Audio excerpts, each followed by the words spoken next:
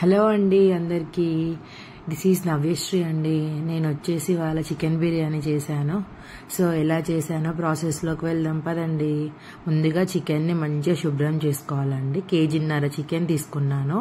దానికి వచ్చేసి ప్యాకెట్ పెరుగు, ఒక 3 స్పూన్స్ కారం, 2 స్పూన్స్ ఉప్పు, ఇది గరం మసాలా అండి. నేను గరం మసాలా ఎలా చేశానో కూడా అది కూడా చూపిస్తాను మీకు. అండ్ చిటికెడంత పసుపు, ఒక 2 స్పూన్స్ వచ్చేసి సాల్ట్ వేసుకోండి.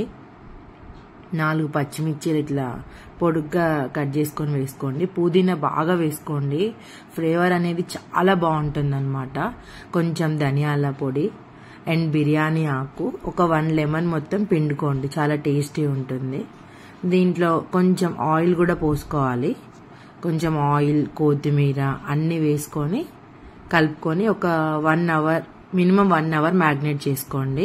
ఇందాక నేను మసాలా చెప్తా అన్నా కదా, ఇదే లవంగాలు, చెక్క, సాజీరా అన్నీ వేసుకొని, యాలకులు ఇవన్నీ వేసుకొని గ్రైండ్ చేసుకొని, ఇందాక నేను చెప్పాను కదా ఆ మసాలా అనేది అదేనండి. సో అది మనం పక్కన పెట్టుకొని ఈ విధంగా ఆనియన్స్ గోల్డ్ కలర్లో చేసుకొని పక్కన పెట్టుకోవాలండి. రైస్ కడుక్కోవాలన్నమాట. ఈ విధంగా ఈ గ్లాస్తో రైస్ తీసుకున్నాను నేను. 4 గ్లాసెస్ రైస్కి మనం కరెక్ట్గా వాటర్ కూడా ఈక్వల్ తీసుకోవాలండి. ఎందుకంటే ఇది బాస్మతి రైస్ కదా, సో ఈక్వలే ఉండాలి. కొంచెం ఎక్కువ అయితే ఏమవుతుందంటే కొంచెం మెత్తగా ఉంటుంది అనమాట. సో పుల్లలుగా మంచిగా రావాలి అంటే మాత్రం ఈక్వల్తో వాటర్ తీసుకోండి. సో ఇంకా కడిగేసుకొని మన స్టవ్ మీద పెట్టుకోండి. దీంట్లో కూడా అన్ని మసాలా వేసుకోవాలి. పువ్వు, లవంగాలు, చెక్క, సాజీరా, కొంచెం నూనె అయినా వేసుకోండి, నెయ్యి అయినా వేసుకోండి. ఎందుకంటే అన్నం అనేది పుల్లలు చాలా బాగా వస్తుంది అనమాట. బిర్యానీ ఐటమ్స్ అన్ని వేసుకొని కొంచెం సాల్ట్ కూడా వేసుకొని దాంట్లో కూడా కొంచెం కొత్తిమీర, పుదీనా వేసుకొని అది పక్కన పెట్టుకోండి.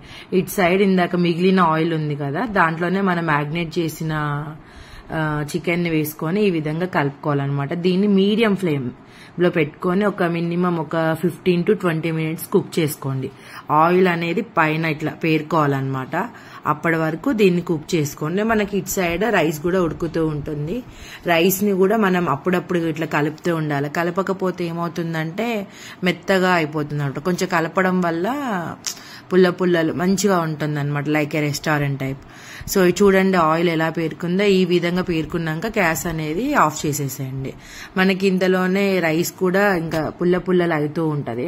ఎట్ ఏ టైం చేసుకోవచ్చు. చూడండి నేను చూపిస్తున్నాను కదా, ఈ విధంగా 70% కుక్ అవ్వాలన్నమాట.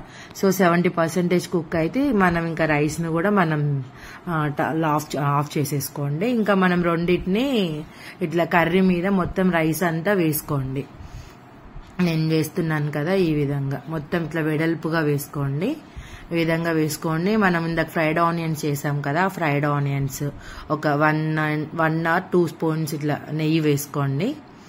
వేసుకొని ఇంకా ఇంట్రెస్ట్ ఉన్న వాళ్ళు లెమన్ కూడా వేసుకోవచ్చు. ఇంకా నేనైతే వేయలేదు, ఆల్రెడీ వేసాను కదా అని.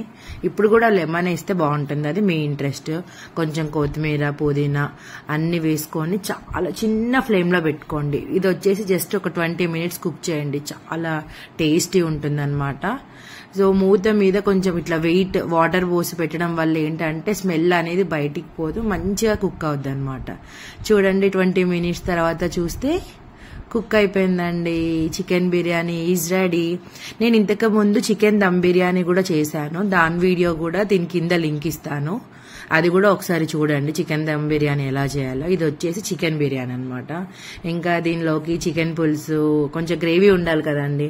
నాకు రెస్టారెంట్ టైప్ చేస్తే నచ్చదు, సో నార్మల్ గా పులుసు అలా చేశాను.